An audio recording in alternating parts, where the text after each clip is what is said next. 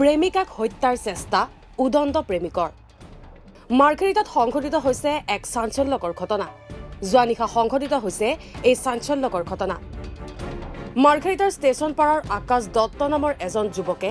দাৰে খপিয়াই গুৰুতৰভাৱে আঘাতপ্ৰাপ্ত কৰে প্ৰেমিকা প্ৰিয়ংকাক প্ৰেমিকৰ দাৰ খাপত ডিঙি আৰু মূৰত গুৰুতৰভাৱে আঘাতপ্ৰাপ্ত হয় যুৱতীগৰাকী বৰ্তমান যুৱতীগৰাকী সংকটজনক অৱস্থাত ডিব্ৰুগড় চিকিৎসা মহাবিদ্যালয়ত চিকিৎসাধীন হৈ আছে বুলি জানিব পৰা গৈছে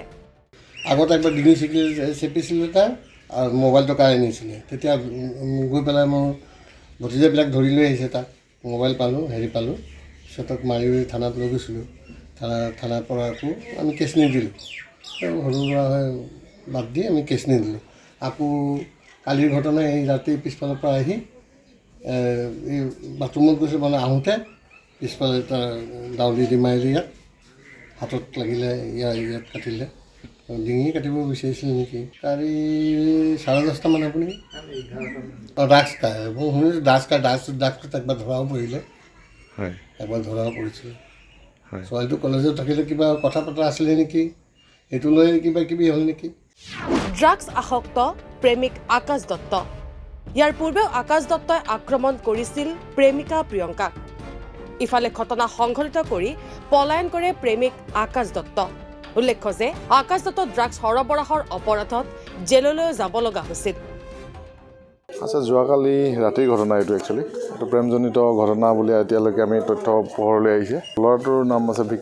একিউজৰ নাম আছে আকাশ দত্ত এই ঘটনাৰ লগত জড়িত থকাৰ প্ৰমাণ আমি পাইছোঁ তেখেতৰ আইডেণ্টিফাই হৈছে আমি তেখেতক কাৰেক্ট কৰিবলৈ চেষ্টা চলাইছোঁ যুৱকজন ড্ৰাগছ আসক্ত নেকি বা ড্ৰাগছ বেপাৰৰ সৈতে জড়িত তেনেকুৱা তেওঁৰ আগৰ পাছ ৰেকৰ্ড আছে নথকা নহয় তেখেতৰ পাছ ৰেকৰ্ড আছে ড্ৰাগছৰ লগত জড়িত থকা আৰু এওঁলোকৰ এইটো পুৰণা প্ৰেম সম্পৰ্কীয় ঘটনা ড্ৰাগছ ৰিলেটেড এইটো ছাবজেক্ট নহয় কিন্তু তেওঁ আগতে ড্ৰাগছৰ লগত জড়িত প্ৰমাণ আছে ৰেকৰ্ড আছে হয় যুৱকজনক ধৰাৰ কাৰণে যোৱা ৰাতিৰ পৰা আমি চলাই আছোঁ বিভিন্ন ধৰণৰ অভিযান আমি চলাই আছোঁ ডিগবৈ পুলিচৰ লগত জইনলি আমি চলাই আছোঁ তেওঁ ব্যৱহাৰ কৰা দাখন আমি এতিয়ালৈকে উদ্ধাৰ কৰিছোঁ যিখন দাহে তেওঁ ছোৱালীজনী ঘপিয়াইছিলে ব্যৱহাৰ কৰা তেওঁ স্কুটিখন জব্দ কৰিছোঁ তেওঁ পলাই যাওঁতে মোবাইল পৰি থৈ গৈছে চেণ্ডেল থাকি গৈছে খুলি গৈছে সেইবিলাক আমি এফালৰ পৰা চেছ কৰি থাকোঁতে যিমান পাৰিছোঁ চব জব্দ কৰি আছোঁ অতি সোনকালে আমি কাৰ্য কৰিব পাৰিম বুলি আশা কৰিছোঁ নিউজ ডেস্ক ৰিপৰ্ট ইষ্টমোজো অসম